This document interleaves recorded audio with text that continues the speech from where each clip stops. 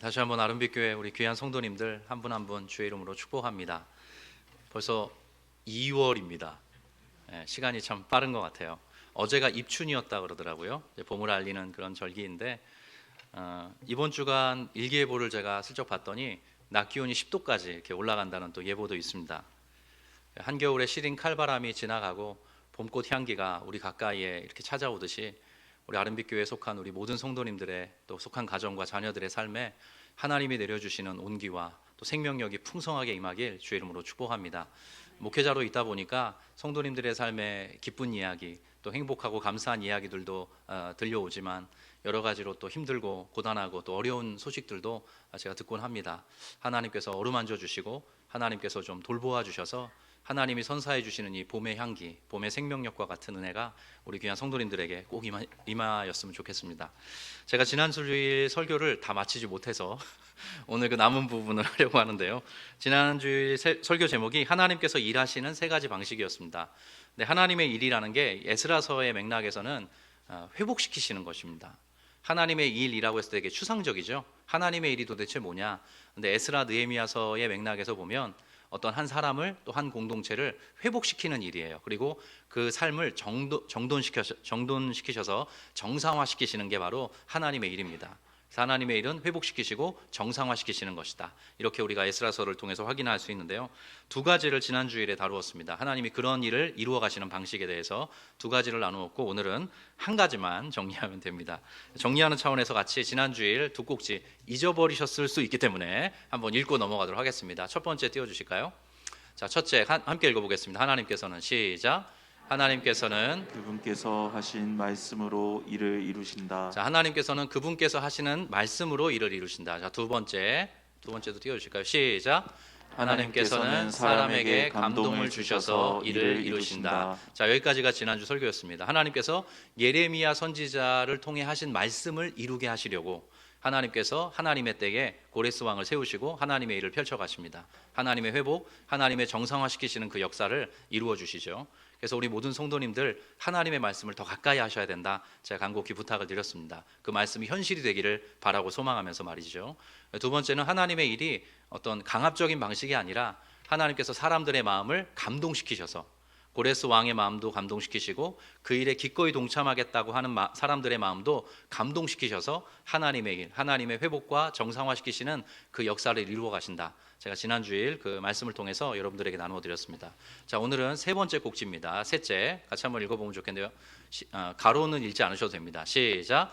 하나님께서는 주변 사람을 통해 일을 이루신다.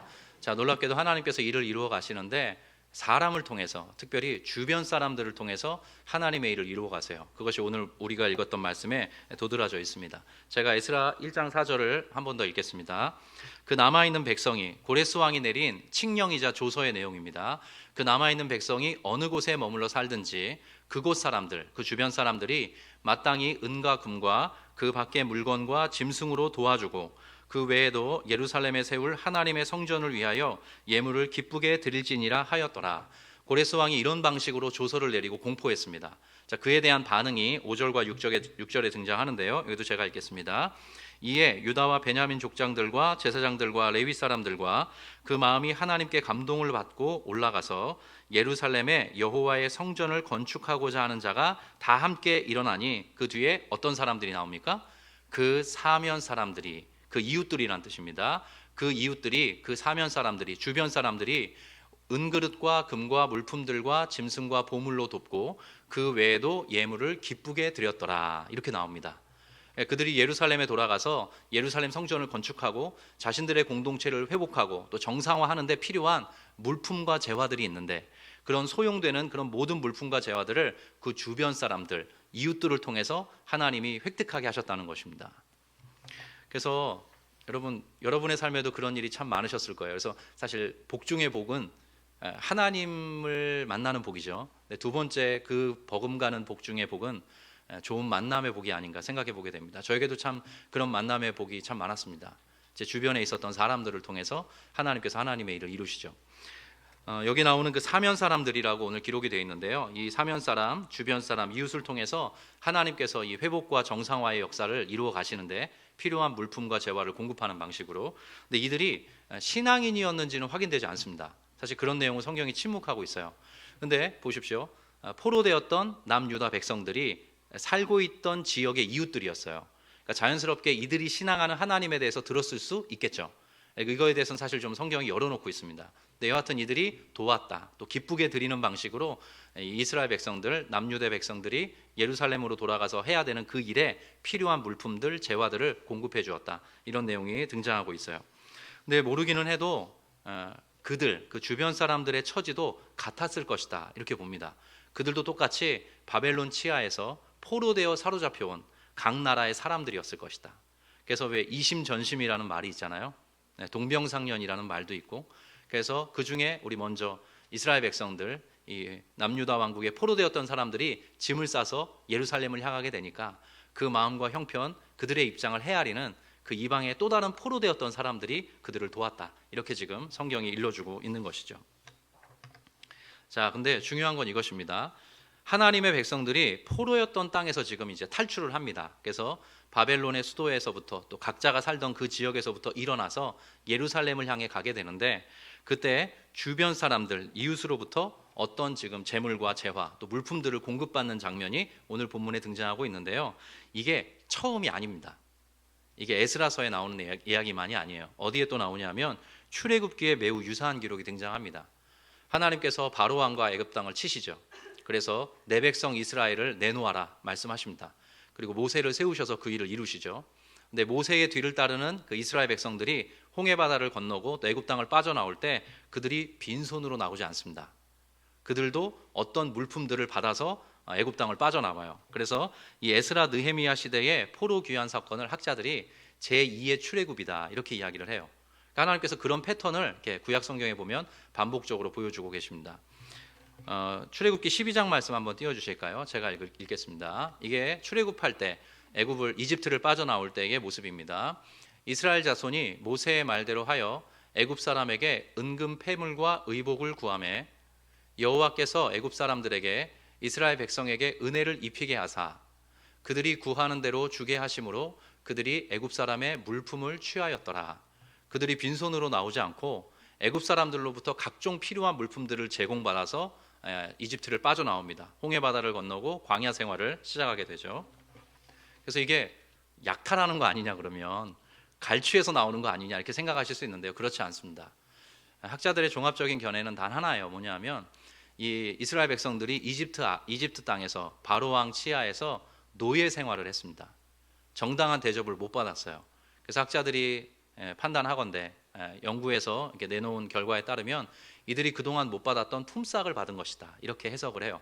하나님은 공의로운 하나님이시잖아요. 그래서 그들이 종살이하고 노예 생활하면서 모든 애씀과 수고를 견뎌냈는데 그에 대한 대가로서 마지막에 이집트를 빠져나오면서 출애굽을 하면서 그들이 그 모든 이제 품삯을 받은 것으로 그렇게 해석할 수 있다 이야기를 하더라고요. 근데 중요한 거는 이 재화의 이 재물들의 이 물품들의 용처입니다. 출애굽한 이스라엘 백성들이 애굽의 사람들로부터 이집트인들로부터 받았던 그 모든 물품과 재화가 나중에 이스라엘 백성 한가운데에 있는 성막을 세우는 데 사용이 됩니다. 놀랍게도 거기도 마치 하나님이 함께 하시는, 하나님이 임재하시고 하나님이 하나님의 백성들과 함께 교제하시는 그 상징인 성막을 세우는데, 회막을 세우는데 사용이 되고 있어요. 그래서 공동체를 회복하고 공동체를 세우는 일에 그 이스라엘 백성들이 들고 나왔던 애굽 사람들이 전해줬던 그 물품과 재화가 사용됩니다. 오늘도 꼭 같습니다. 에스라와 느헤미야에 나오는 그 스토리에도 보면 하나님께서 예루살렘 성전을 건축하는 데 소용되도록 사면 사람들, 이웃 사람들에게 필요한 물품을 제공하도록 하나님께서 그 모든 것들을 이끌어 가시죠. 제가 한 번 더 5절과 6절을 읽겠습니다. 이에 유다와 베냐민 족장들과 제사장들과 레위 사람들과 그 마음이 하나님께 감동을 받고 올라가서 예루살렘에 여호와의 성전을 건축하고자 하는 자가 다 일어나니 그 사면 사람들이 은그릇과 금과 물품들과 짐승과 보물로 돕고 그 외에도 예물을 기쁘게 드렸더라. 이렇게 나옵니다. 여기 보면 짐승이라고도 나와요. 짐승은 아시다시피 이게 이동수단입니다. 지금처럼 뭐 차량이 있었던 게 아니기 때문에 짐을 싣고 가야 돼요. 근데 그것에 소용되는 짐승까지 주변 사람들이 이웃들이 제공해 주었다. 이렇게 지금 성경이 기록하고 있습니다. 그래서 오늘 이런 식으로 하나님께서 어떤 한 사람, 한 공동체의 회복, 정상화를 위해서 주변 사람들을 사용하신다는 것을 확인하게 되는데요. 사실 이런 일은 저와 여러분도 많이 겪었던 일입니다. 제가 좀 짓궂은데요.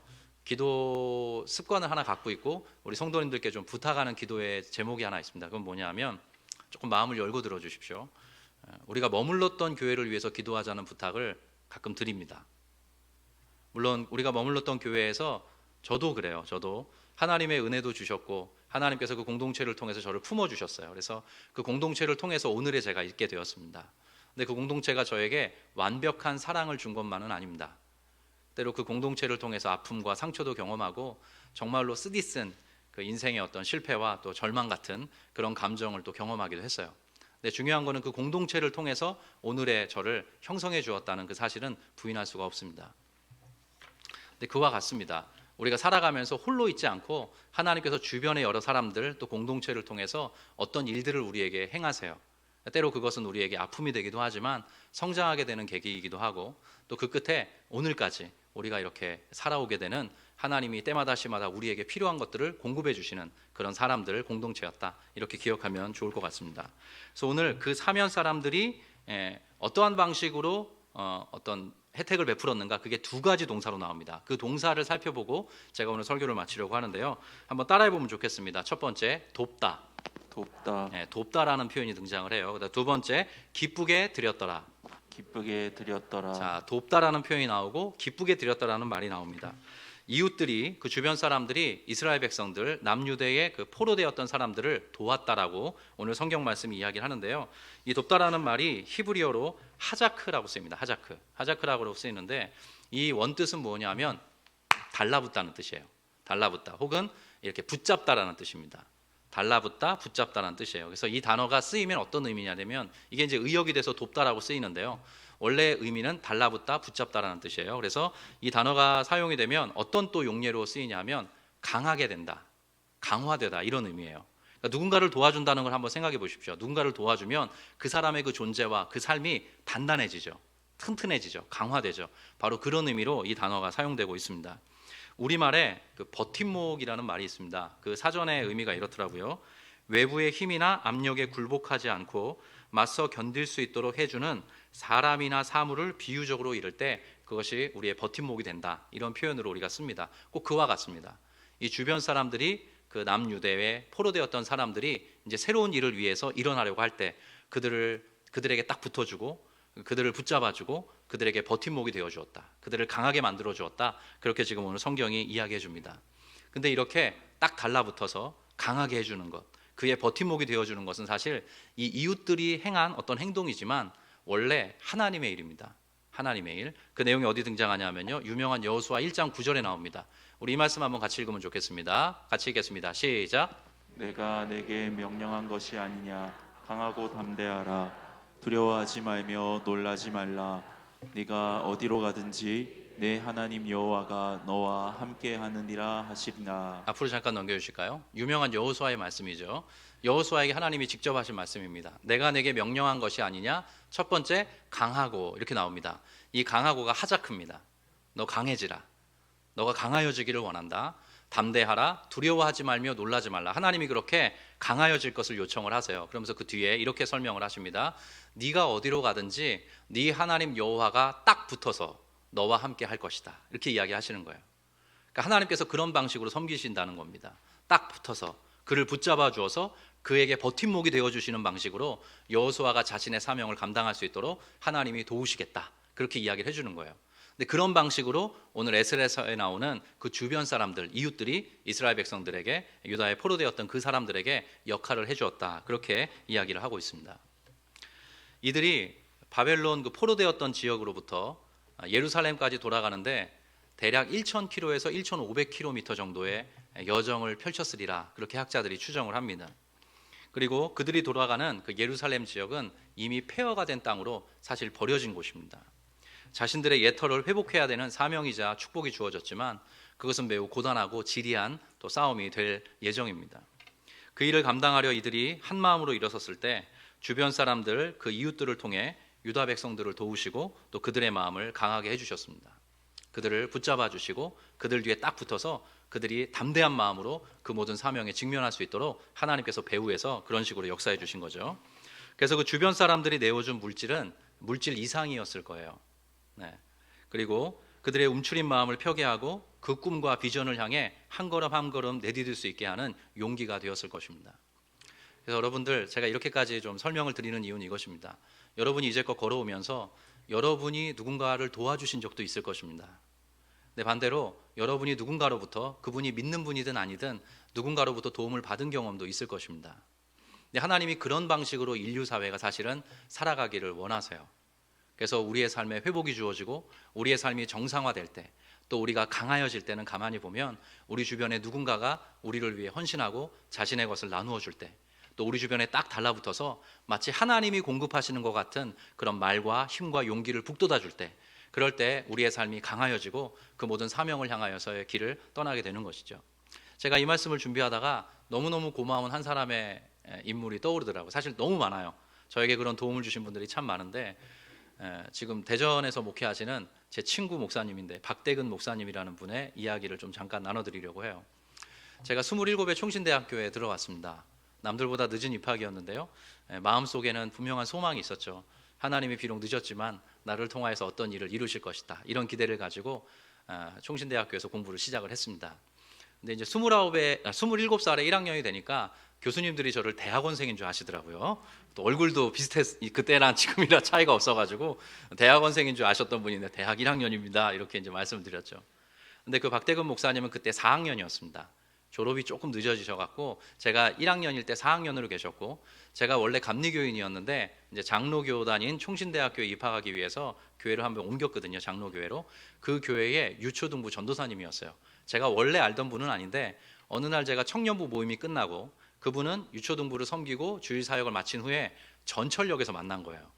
그러더니 저한테 먼저 말을 건네시는 겁니다. 요번에 총신대에 입학하신다고 들었다고. 그래서 제가 맞다고 그랬더니 뭐 신입생 OT 때나 또 수강 신청할 때 한번 자기를 찾아오라고, 그럼 내가 도와주겠다고 하는 거예요. 그래서 제가 대학 생활에 한번 실패했었잖아요.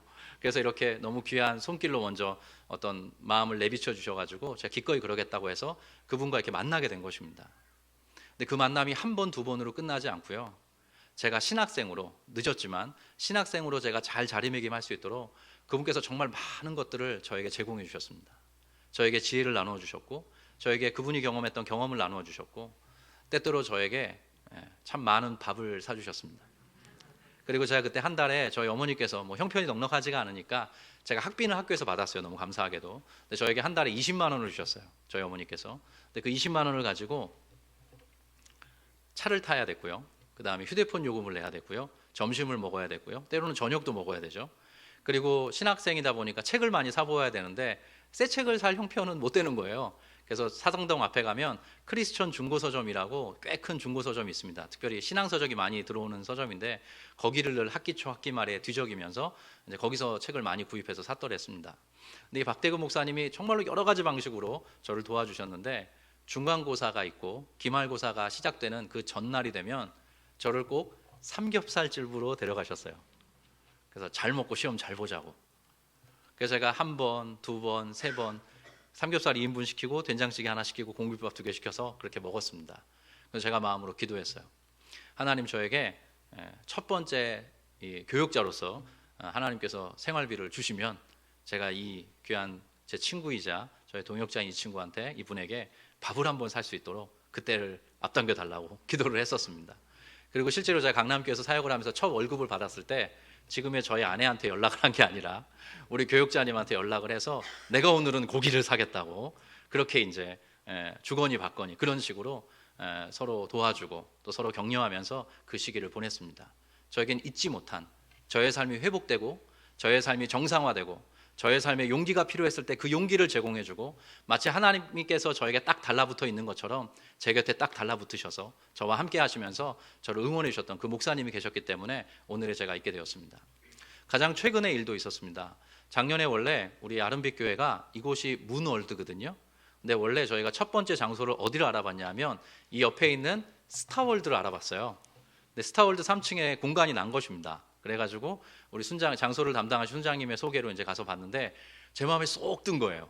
어느 정도 왜 쏙 들었냐면 그 3층의 한 공간이 세상에 농구장인 거예요.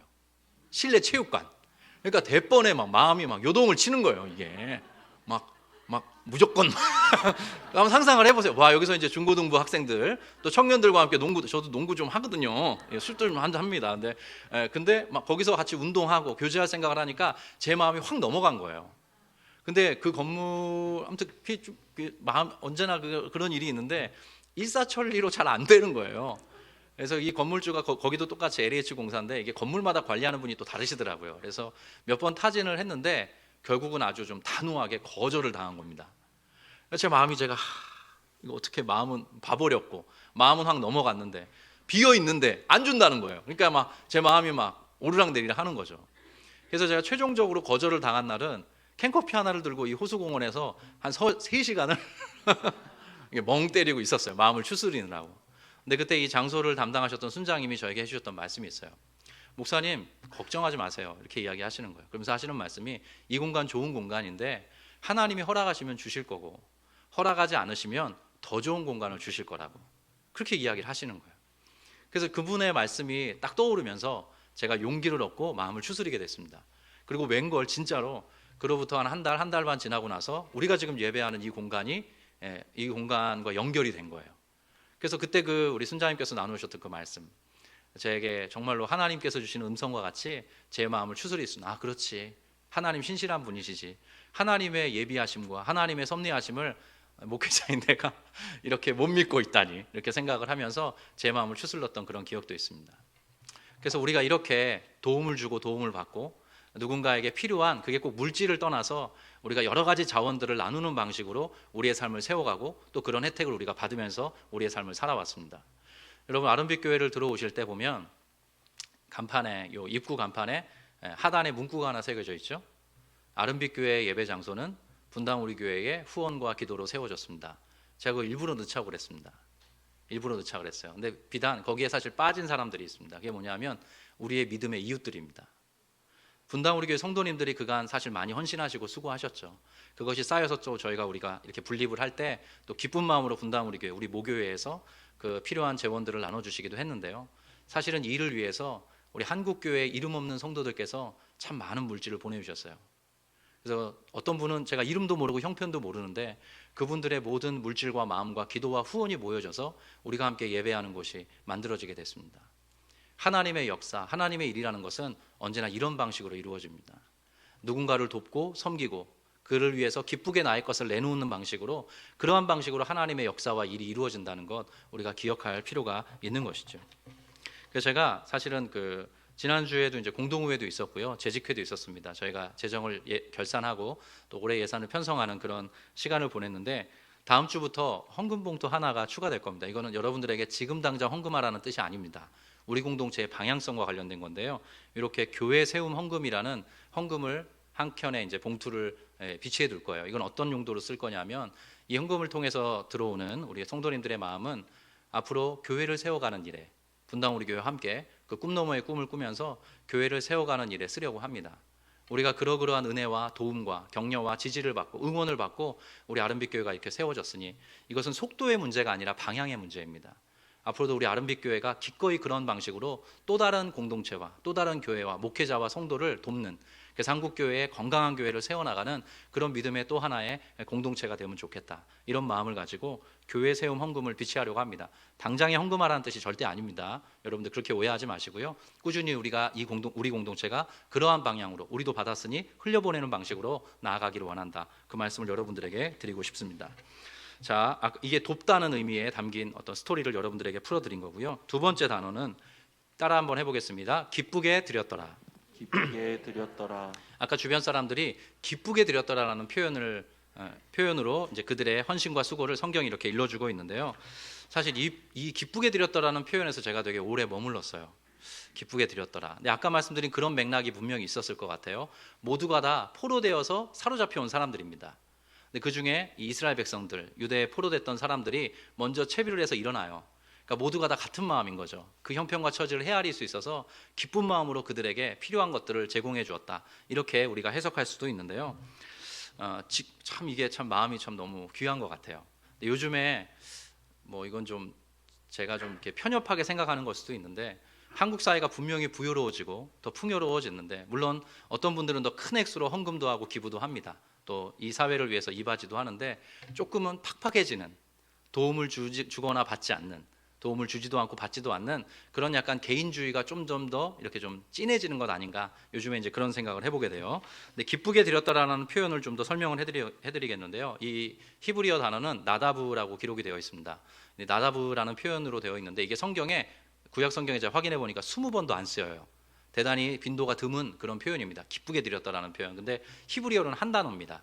우리 말로는 이렇게 두어절로 펼쳐져 있지만, 근데 이게 어디에 주로 나오냐면 구약에 보면 다윗이 성전 건축을 시도해요. 하나님의 집을 지으려고 성전 건축을 시도하는데 성전 건축을 못합니다. 왜냐하면 하나님께서 그것을 거절하세요. 너 때에 성전 건축이 되지 않을 거고 네 아들이 성전 건축을 하게 될 것이다. 그래서 그 필요한 재물들, 필요한 자원들을 이렇게 채워가는 방식으로 다윗이 준비를 하거든요. 그때의 이 표현이 도드라지게 반복적으로 사용이 됩니다. 역대상 말씀을 한번 띄워주실까요? 제가 읽겠습니다. 나와 내 백성이 무엇이기에, 다윗의 고백입니다. 나와 내 백성이 무엇이기에 이처럼 즐거운 마음으로 드릴 힘이 있었나이까. 저 세 어절이 아까 말씀드린 나다브라고 하는 히브리어 말을 저렇게 풀어놓은 것입니다. 모든 것이 주께로 말미암아 싸우니 우리가 주의 손에서 받은 것으로 주께 드렸을 뿐이니이다. 그렇게 기록을 하고 있어요. 그 다음에 역대상 몇 절 후에 29장 17절에도 이런 말씀이 나옵니다. 여긴 여러분들 읽어주십시오. 시작. 나의 하나님이여 주께서 마음을 감찰하시고 정직을 기뻐하시는 줄을 내가 아나이다. 내가 정직한 마음으로 이 모든 것을 즐거이 드렸사오며 이제 내가 또 여기 있는 주의 백성이 주께 자원하여 드리는 것을 보오니 심히 기쁘도소이다. 자, 여기도 보면 즐거이 드렸다는 표현이 반복적으로 등장을 하고 있어요. 그러니까 하나님의 일, 하나님의 역사, 하나님의 회복하시는 어떤 스토리들은 어떤 성도들, 어떤 하나님의 백성들, 또 주변의 사람들이 기쁘게 드리는 일들로서, 기쁘게 드리는 헌신들로서 일어난다는 것이죠. 그래서 하나님을 향한 어떤 헌신의 크기가 아니라 마음이 중요하다라고 오늘 말씀은 일러주고 있습니다. 즐거운 마음, 기쁜 마음, 기꺼운 마음으로 다윗이 그 많은 사람들, 하나님의 백성들과 함께 그 재물들을 모았고 그것을 통하여서 하나님의 성전이 솔로몬 때에 건축되는 것을 확인할 수 있는 거죠. 근데 여기 보면 다윗이 이런 고백을 해요.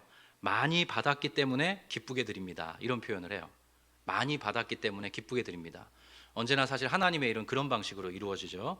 고린도 후서에도 우리가 잘 아는 헌금에 대해서 이런 말씀이 기록되어 있습니다. 각각 그 마음에 정한 대로 할 것이요 인색함으로나 억지로 하지 말지니 하나님은 즐겨내는 자를 사랑하시느니라.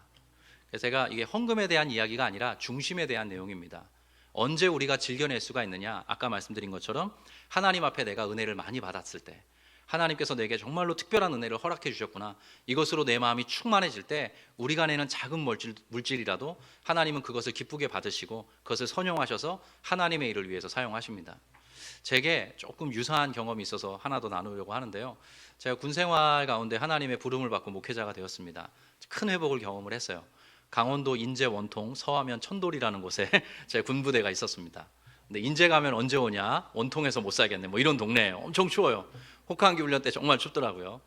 근데 제가 그 군부대로 배정을 받고 교회를 갔는데 저녁 예배에 4명이 온 거예요. 4명. 너무 적게 왔어요. 그 부대 장병이 한 400명 정도 되는 큰 부대였거든요. 4명밖에 안 온 거예요. 그래서 왜 그런가 봤더니 뭔가 교회 운영이 이게 건강하지 못했던 겁니다. 그래서 어떤 일이 있었나 봤더니 뭐 때문인지 형편이 어렵고 좀 이게 만만치가 않아서 장병들이 예배를 오면 뭘 먹고 가야 돼요? 초코파이를 먹어야 돼요. 근데 그 교회가 형편이 녹록하지 않았던 모양이에요. 뭐 때문인지. 장병들이 초코파이를 4등분해서 먹었답니다. 그래서 제가 입대하기 몇 달 전에 있었던 일이래요. 그래서 이제 장병들도 한 몇 명 안 나오는 그런 교회가 된 거죠.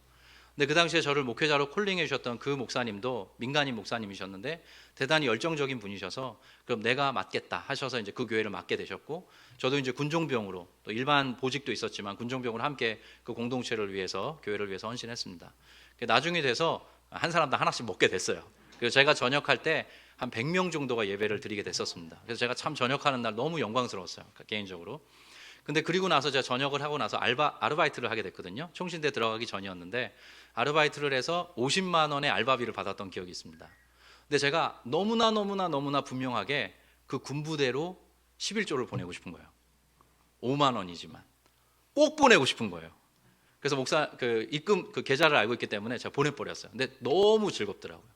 왜냐하면 제가 그 군부대를 통해서 그 군생활간 하나님이 제게 주신 회복, 하나님께서 제게 주신 치유, 다시 살아갈 수 있는 길과 방향을 알려주신 그 모든 은혜가 너무나 컸기 때문에 너무나 기쁘게 즐거운 마음으로 그 교회에 헌금을 했습니다. 근데 목사님께 전화가 왔어요.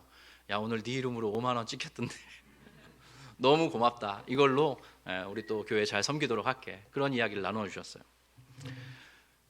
오늘 말씀처럼 하나님께서는 기쁘게 드리는 헌신을 통해서 하나님의 일을 이루십니다. 그건 우리가 드리는 헌신이기도 하지만 사실 우리 주변의 사람들이 그러한 방식으로 우리를 위해 또 공동체를 위해 하나님 나라를 위해 기쁘게 무언가를 드릴 때 하나님께서 그 모든 것들을 아우르셔서 하나님의 일을 이루시죠. 그래서 제가 우리 성도님들께 꼭 나눠드리고 싶은 이야기가 있어요. 우리가 너무 교회 중심적인 혹은 우리 신앙인들 한 분 한 분이 나 중심적인 신앙생활을 벗어나야 합니다. 그런 차원에서 오늘 특송이 참 너무 귀하다 생각을 해요. 우리 교회라는 것은 어떤 존재냐면요, 하나님께서 세상으로부터 부르신 존재들입니다. 저와 여러분은 세상 가운데 속해 있는데 하나님께서 한 명 한 명을 하나님 나라 백성으로 부르셨어요. 그런데 부르심 자체의 목적이 있지 않습니다. 부르시고 나서 이 공동체 안에서 하나님의 은혜와 사랑을 크게 누리게 하신 다음에 우리를 이 세상 가운데로 파송을 하십니다. 보내세요. 그래서 이 세상 가운데서 우리가 예수의 사람으로 하나님의 백성으로 살아가도록, 이 세상을 섬기고 이 세상 가운데 기쁘게 우리 자신을 내어드리는 방식으로 살아가도록, 그래서 이 세상이 하나님의 나라가 되어가도록 그렇게 우리를 소명하신 것입니다. 이 사실을 우리가 꼭 기억해야 된다는 거죠. 기독교인들, 얼마 전에 앙케이트 조사를 했는데요, 우리나라 3대 종교가 있죠. 천주교, 불교, 기독교가 있는데요, 그 각 종교인들에 대한 꼬릿말, 태그를 붙여봤대요. 그랬더니 기독교인들에게 압도적으로 많이 붙어있는 태그가 여러분 뭘까요? 어떤 걸 것 같아요? 이기적이랍니다. 물론 여러분 이게 매스컴에 좀 억울한 측면이 있어요, 저희가. 왜냐하면 지금도 한국교회가 구석구석에서 정말로 보이지 않는 곳에서 정말로 많은 역할들을 감당하고 있죠. 근데 여튼 또 그런 면이 없지도 않습니다. 한국교회가 너무 이기적이라고 이 사회가 지탄을 하고 있습니다. 탄식을 하고 있죠. 자기만 안다는 거예요. 그리고 자기 교회 잘 되는 일에만 집중한다. 저부터 그런 부분에 빠지지 않도록, 그런 유혹에 빠지지 않도록 늘 깨어 있어야 되겠습니다. 그래서 제가 우리 성도님들에게 우리 교회를 세우면서, 우리 교회를 함께 세워가면서 부탁드렸던 게, 우리를 통해서 이 주변 상가라도 좀 먼저 행복을 느끼게 하자. 그래서 주일에 끝나시면 저희가 식당이 없으니 주변에서 가족들이 함께 식사교제 한번 하시고 주변 상가를 좀 애용해 달라. 그랬더니 사실은 상가에 좀 이렇게 유동인구들도 많아지고, 지금도 한 시니어 우리 장로님께서, 그 성도님께서 주일이면 목사님 말씀 들어야 된다고, 끝나고 나면 꼭 그 유니르 빵집에 가서 빵을 사들고 집에 가신다, 이런 이야기도 들려주세요. 여러분 잘 보십시오. 그래서 저와 여러분이 꿈꿔야 될 게 하나 있습니다. 여러분들께 하나님께서 은혜를 주신다면 그 은혜가 고여있지 않고 그 은혜가 흘러가야 됩니다. 아름빛 교회 위에 은혜를 주시면 그 은혜가 이 지역사회와 우리 주변을 흘러 적실 수 있어야 되는 거죠. 하나님께서 우리를 부르셔서 하나님의 은혜를 주신 건 그 안에서 만족하라고 그런 방식으로 하나님이 역사하신 게 아니라 우리를 통해서 또 다른 누군가가 유익해 되도록, 그래서 하나님의 일이 드러나고 하나님이 허락하시는 회복과 정상화의 역사가 나타나기를 바라는 마음으로 우리를 사용하기를 원한다는 것이죠. 그래서 우리가 때로 중요한 건 이것입니다. 어떤 때는 우리가 이웃들로부터 혜택을 받습니다. 근데 어떤 때는 또한 우리가 이웃이 되어 주어야 합니다. 그러한 방식으로 하나님의 일은 이렇게 나선형으로 계속적으로 반복해서 하나님께서 원하시는 방식을 추구하게 되는 것이죠.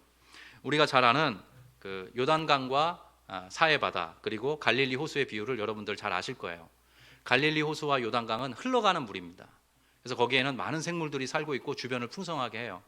근데 사해바다는 고여있는 물이죠. 끊임없이 받아들이기만 합니다. 움켜쥐려 하고 소유하려고 하고 그 안에서 머무르려고 합니다. 그 주변에는 생물이 자라날 수가 없습니다. 그와 꼭 같습니다. 우리 아름빛 교회가 그러한 방식으로 앞으로 쓰임 받았으면 참 좋겠어요. 어제 그 중등부 수련회를 제가 다녀왔습니다. 중등부 수련회를 갔는데 저희 큰 아들이 중학교 2학년이거든요. 그래서 제가 이야기를 했죠. 아빠가 뭐 너 보러 가는 건 아니고 담임 목사로 중등부 수련회 장소를 가야 될 것 같다. 혹시 너랑 마주치면 반갑게 인사를 해도 되겠냐? 이게 여쭤야 돼요. 그쯤 되면 꼭 물어봐야 됩니다. 했더니 아는 척하지 말랍니다. 왜냐하면 너무 부끄러워질 것 같아서. 예. 그래서 조심히 다녀왔습니다. 다녀왔는데 교사분들하고 좀 대화를 나눴어요. 근데 교사분들이 다 그런 분들이시더라고요. 하나님이 주신 은혜를 충분히 받고 풍성히 받고 그 은혜를 가지고 내가 무엇을 할까 고민하시다가 우리 가장 치열한 번뇌기에 접어들고 있는 우리 중등부 학생들을 섬기겠다고 정말로 연령대를 초월해서 함께 모여서 우리 중등부 아이들을 섬겨주고 계시더라고요.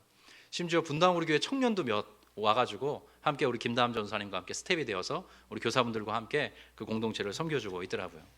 자신의 물질, 자신의 마음, 자신의 삶, 자신의 인생의 그 시간이라는 가장 소중한 자원들을 그런 식으로 흘려보내고 때로는 누군가로부터 제공받으면서 하나님의 일, 하나님의 역사가 이루어지게 되는 거죠. 그래서 교회는 제가 정리한 내용입니다. 교회는 어쩌면 이 세상이 진짜로 원하는 이웃됨을 연습하는 곳이 아닌가 생각해 봅니다. 세상은 진실한 그리스도인들을 기다리고 있습니다. 진짜 예수 닮은 사람들을 기다리고 있어요. 그런 사람들이 나타날 때 세상은 생명을 얻게 되고 온기를 얻게 되고 빛을 발견하게 됩니다. 예수께서 우리에게 너희는 세상의 소금과 빛이라 하셨습니다. 우리가 진짜 예수 그리스도를 진실히 신앙하고 우리의 일상을 힘있게 살아갈 때 주님이 내게 주신 그 은혜를 기쁘게 받고 또 기쁘게 우리의 삶을 나눠줄 때 이 세상 가운데 하나님께서 원하시는 그 하나님의 꿈, 하나님의 나라가 현실이 되게 될 것입니다. 세상에 섞여서 묻 영혼의 유익과 회복을 위해서 함께 더불어 걸어가는 우리가 진실한 이웃, 이 세상이 진짜로 바라는 정말 진실한 그리스도인들이 되면 좋겠어요. 마지막으로 오늘 말씀을 정리합니다. 성경 전체에서 가장 중요한 이웃 한 명을 우리에게 소개해 줍니다. 그분은 예수라는 이웃입니다. 강도 만난 자와 같은 우리에게 예수라는 분이 찾아오십니다. 그분은 우리에게 딱 달라붙어서 우리를 도와주셨습니다. 우리를 회복시켜 주셨고 우리를 강하게 만들어 주셨습니다. 우리의 상처가 낫고 우리가 온전한 정신을 차려 우리의 일상을 영위할 수 있을 때까지 필요한 모든 자원을 지불하신 분이십니다. 그분은 그분 자신을 우리를 위해, 그분의 전 존재를 우리를 위해 기쁘게 내어주셨습니다.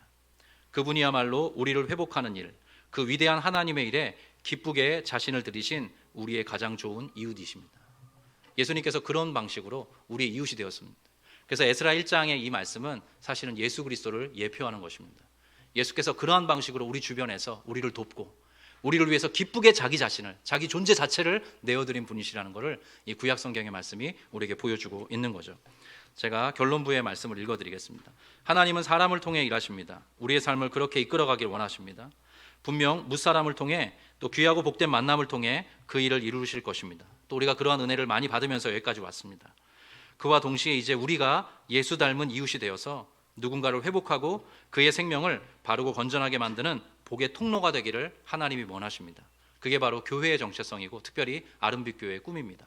이 마음에, 이 초청에, 이 하나님의 요청에 기쁨으로 하나 되어 동참하는 우리 귀한 아름빛 교회 모든 성도 되시기를 주의 이름으로 축복합니다. 우리 마지막으로 디도서 2장 말씀 읽고 마치겠습니다. 같이 읽습니다. 시작.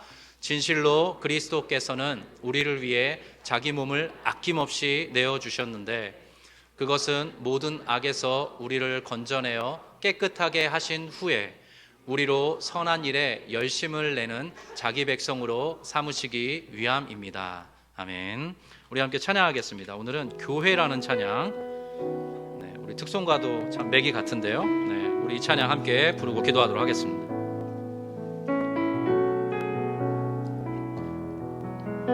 사람이 넘치기보다 사랑이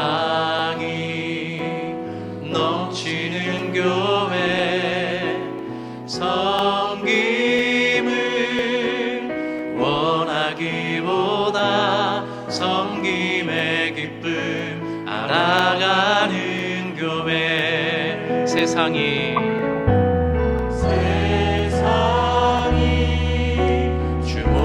주목하기보다 주님이 주목하는 교회 화려한 겉모습보다 중심이 주를 향한 교회 주님이 피로 사신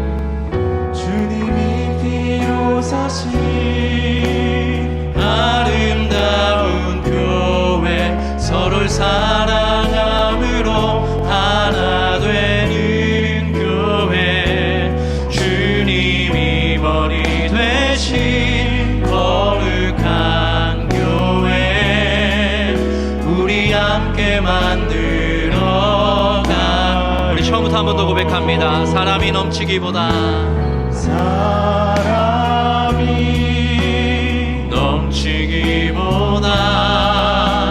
사랑이 넘치는 교회, 섬김을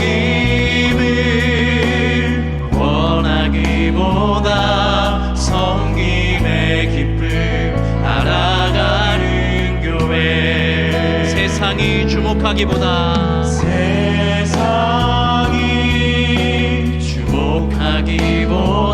주님이 주목하는 교회, 주님이 주목하는 교회, 화려한 겉모습보다 중심이 주를 향한 교회, 주님이 피로 사신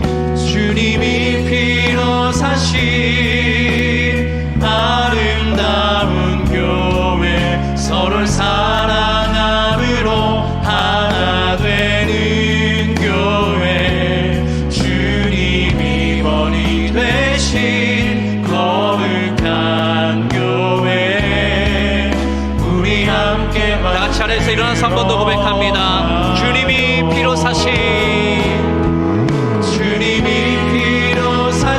아름다운 교회,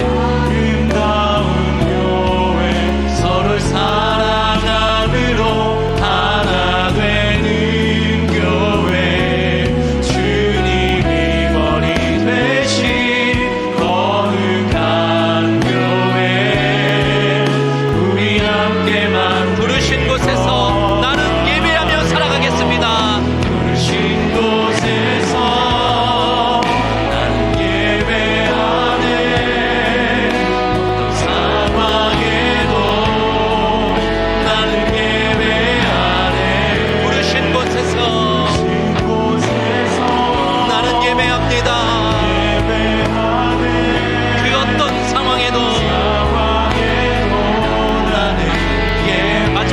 고백합니다.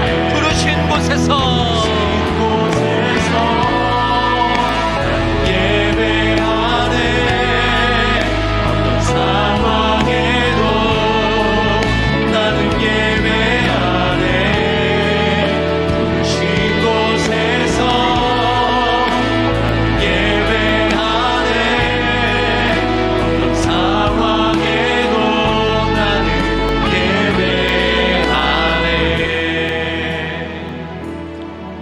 말씀 붙들고 한번 기도하겠습니다. 유다 포로들에게 그 주변 사람들이 그들을 돕고 그들에게 모든 물질을 기쁘게 드리는 방식으로 그들을 후원하였습니다. 그것은 바로 우리의 이웃 되어주시는 예수 그리스도의 모습을 예표하는 그런 장면입니다. 주님이 우리를 도와주시는 분이십니다. 우리에게 딱 달라붙으셔서 우리를 강하게 해주시고 우리의 인생 가운데 하나님의 회복, 하나님의 일, 하나님의 역사를 나타내 주시는 그런 분이십니다. 또 하나 그분은 그분 자신을, 그분의 모든 것을 기쁘게 내어드리신 그런 우리의 좋은 이웃입니다. 그런 방식으로 우리의 삶을 이끌어주신 이유는 단 하나, 이 세상 가운데 흩뿌려져서 부르신 그곳에서 하나님을 예배하고 부르신 그곳에서 예수와 같은 좋은 이웃으로 살아가도록, 그래서 하나님의 나라가 이 땅 가운데 이 죄악 가득하고 어둠이 가득한 세상 가운데 확장되기를 원하는 마음으로 우리를 부르시고 또한 보내십니다. 이 부르심에 합당하게 반응하며 걸어가는 아름빛 교회와 모든 성도 되기를 원합니다. 우리 이런 모든 마음들, 이런 모든 은혜들 우리 마음에 품고 우리의 삶을 하나님께 내어드리는 방식으로 함께 기도하도록 하겠습니다. 같이 기도합니다. 하나님 아버지 은혜와 사랑에 감사합니다. 아버지 귀한 말씀을 통해서 우리의 삶의 영원한 이웃 되시고 유일무이한 이웃 되시는 그 예수 그리스도의 모습을 다시 한번 바라보게 됩니다. 주님께서 우리의 삶에 찾아와 주셔서 우리를 도와주셨습니다. 우리를 붙잡아 주시고 우리를 강하게 해주셨습니다. 우리를 예수의 사람으로 하나님의 자녀로 바르고 건전하게 살아갈 수 있도록 인도해 주셨습니다. 우리의 삶의 진정한 회복과 서술의 역사를 나타내 보여주셨습니다. 주님께서 기쁘게 드렸습니다. 하나님께서 정말로 예수 그리스도를 통하여서 놀라운 구원의 역사를 나타내 보여주셨습니다. 주님께서 기쁘게 들이심으로 우리의 삶에 하나님의 일이 일어나게 되었고 우리를 통해서 또한 예수의 일이 확장되기를 주님께서 바라고 계십니다. 아름빛교회가 아름빛교회 속한 모든 우리 가정과 우리 자녀들이 그러한 방식으로 쓰임받은 믿음의 공동체, 믿음의 당세를 이룰 수 있도록 주님을 잡아주시옵소서. 자기 자신을 주인으로 삼아 자기 자신이 이롭게 하는 데에 현황이 되어 있는 그런 이 세대의 문화와 이 세대의 삶 속에서 우리가 저항적으로 하나님께서 원하시고 바라는 방식으로 예배하고 섬기고 그 사람에게 유익을 전하는 방식으로 그렇게 쓰임받는 것이 될 수 있도록 하나님 아버지 함께 주시기를 간절히 바라고 소망합니다. 우리 아름빛교회가 그 이름값 하는 교회가 될 수 있기를 원합니다. 아름빛교회 속한 모든 우리 성도들이 하나님 그러한 방식으로 쓰임받기 원합니다. 우리가 하나님께서 불러주신 교회, 하나님께서 보내시는 교회로 이 세상 가운데 흩뿌려져서 우리의 삶의 그 현장만큼 하나님의 나라가 확장되고 하나님께서 우리를 빛과 소금으로 불러주셨사오니 우리를 통해서 세상이 맛깔나는 세상으로 우리를 통해서 이 세상이 조금 더 밝은 세상으로 변화되기를 원합니다. 우리 아름빛교회 모든 성도들을 그러한 방식으로 사용하여 주시옵소서. 하나님 아버지 은혜와 사랑에 감사합니다. 오늘 에스라서 말씀을 통해서 우리 주변의 이웃을 통해서 우리의 삶에 하나님의 일이 이루어진다는 것을 다시 한번 확인해 보게 됩니다. 제가 우리 귀한 아름빛교회 성도들을 위해서 축복합니다. 이 귀한 성도들이 머물렀던 교회를 위해서도 축복합니다. 그 교회가 때로 우리에게 아픔을 주고 상처를 주었기도 했지만 그 공동체를 통해서 우리가 여기까지 왔습니다. 바라기로는 우리 아름빛교회 성도들도 잘 될 수 있도록 도와주시고 우리 아름빛교회 성도들이 애증의 관계로서 마음에 품고 있는 그 교회들도 잘 될 수 있도록 하나님의 회복과 소성, 하나님의 건전케 하시는 역사를 경험할 수 있도록 도와주시옵소서. 그래서 우리 귀한 성도들의 눈물이 닦이고 함께 기쁨으로 조우하는 날이 올 수 있도록 하늘의 하나님께서 다루어 주시옵소서. 귀한 이웃들의 모습을 통해서 우리에게 가장 좋은 이웃이 되어주신 예수 그리스도의 모습을 확인하게 됩니다. 그분께서 우리를 강하게 해주시고 우리를 붙잡아 주시고 우리를 치유해 주시고 우리를 회복시켜 주셨습니다. 뿐만 아니라 우리의 삶에 하나님께서 예수 그리스도 안에서 모든 것들을 제공해 주신다는 성경의 말씀과 같이 예수 그리스도께서 자기 자신을 기쁘게 내어드리는 방식으로 우리의 좋은 이웃이 되어주셨습니다. 언제까지나 이 은혜를 잊지 않고 우리가 머무는 삶의 자리에서 가정과 회사와 또 우리의 일터와 우리의 삶의 그 현장에서 예수 그리스도를 닮은 좋은 이웃으로 살아갈 수 있도록 우리 모든 아름빛교회 성도 가운데 복내려 주시옵소서. 아름빛교회라는 그 이름값하는 은혜가 우리 모든 성도들과 가정 가운데 있기를 원합니다. 우리의 자녀 세대들도 동일한 은혜를 누리게 하여 주시옵소서. 여호와는 내게 복을 주시고 너를 지키시기를 원하며 여호와는 그 얼굴을 내게 비추사 은혜 베푸시기를 원하며 여호와는 그 얼굴을 너에게로 향하여 드사 평강 주시기를 원하노라. 사랑하는 자여 내 영혼이 잘됨같이 내가 범사에 잘되고 더욱더욱 강건하기를 내가 간구하노라. 지금은 우리 구주 예수 그리스도의 은혜와 하나님 아버지의 크고 신실하신 사랑하심과 성령님의 내주하시고 교통하시며 우리만을 함께 하시고 우리로 좋은 이웃 예수를 닮아 이 세상 가운데 흩뿌려져 좋은 이웃으로 살아가도록 이끌어주시는 인도와 보호의 역사가 오늘 이렇게 함께 모여 예배하는 모든 믿음의 권속들 머리머리 위에 이들이 속한 가정과 삶의 현장 위에 이들의 귀한 자녀들 위해 지금부터 영원토록 함께 계시기를 간절히 축원드리옵나이다.